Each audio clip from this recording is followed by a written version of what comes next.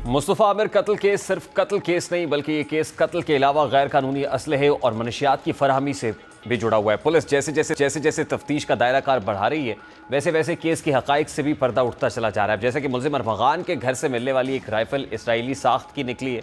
अरमगान के घर गैर कानूनी जो असलहा है वो छुपा हुआ था। कानून नाफिज करने वाले इदारों ने 10 फरवरी को छापा मारा। छापे के दौरान सोफे के नीचे से 3 हथियार बरामद किए गए थे।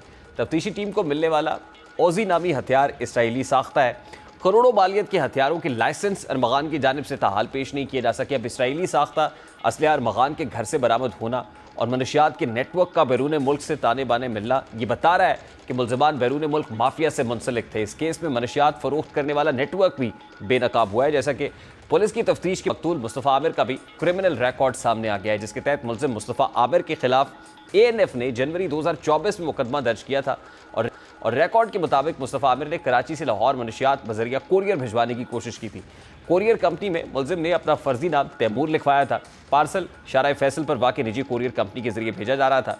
FIR के मतन के मुताबिक कंपनी के मैनेजर ने ANF से रब्ता किया, जिस पर टीम वहाँ पहुँची और ANF को 30 ग्राम की जो वीड है वो बरामद हुई, जिसे बड़ी महारत से पैक किया गया था। मनशियात लाहौर के इलाके फिरोजवाला भिजवाई जा रही थी और अब पुलिस इदारे और ANF दोनों ही इस मामले की तफ्तीश कर रहे हैं, छान पटक कर रहे हैं और कराची के पोश इलाकों में मनशियात फरोशों के खिलाफ क्रैकडाउन किया जा रहा है। पुलिस ने दावा किया है कि वो कराची के पोश इलाकों में वहाँ क्रैकडाउन कर रहे हैं जहाँ पार्टीज़ होती हैं और वहाँ ड्रग का आम इस्तेमाल किया जाता है। अब पुलिस के इसी क्रैकडाउन के नतीजे में मारूफ अदाकार साजिद हसन के बेटे साहिर हसन को भी गिरफ्तार किया गया है, जिसने मनशियात से मुतालिक सनसनीखेज इंकशाफात किए। अब पूरा मनशियात का एक गैंग है जो सामने आ रहा है। मुलजिम साहिर हसन से की जाने वाली तफ्तीश के मुताबिक मनशियात इस्लामाबाद से कराची लाई जाती थी। इस सप्लाई में मुख्तलिफ कोरियर कंपनीज के मुलव्विस होने की भी इत्तलात सामने आई हैं। सिर्फ यही नहीं, मनशियात के घिनौने धंधे में बैरून मुल्क के साथ भी ताने बाने मिल रहे हैं। इत्तलात भी सामने आ रही है कि बैरून मुल्क से मनशियात स्मगल होकर इस्लामाबाद लाई जाती थी, यानी इम्पोर्टेड मनशियात की खरीदो फरोख्त की जा रही थी। मनशियात की फराहमी में ऑनलाइन सिस्टम का इस्तेमाल भी किया गया।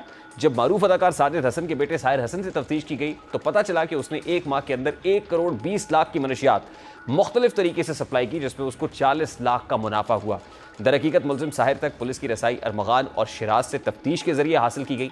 ज़राए के मुताबिक अदाकार साजिद हसन के बेटे को अरमगान के फ़ोन से मिलने वाले डेटा की वजह से हिरासत में लिया गया, क्योंकि मुलजिम साहिर का अरमगान से रब्ता रहा और इससे आला दर्जे की चरस भी बरामद की गई जो इम्पोर्टेड है।